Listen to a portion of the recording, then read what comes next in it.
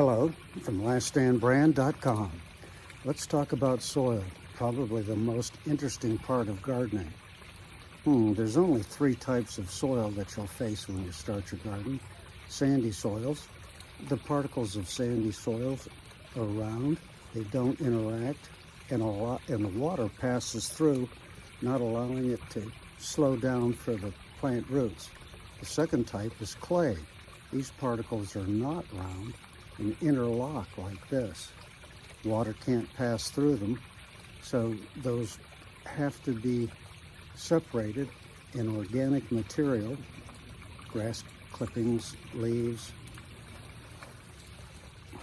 We'll get between those fingers and make the soil into this humus. This was a clay soil that's been treated with organic compounds for about 10 years, and boy, the water can get through that, and the plants can access the water when you have humus soil. So whether it's sandy soil or clay soil, adding organic material will straighten your garden out. Thanks from Last Stand Brand.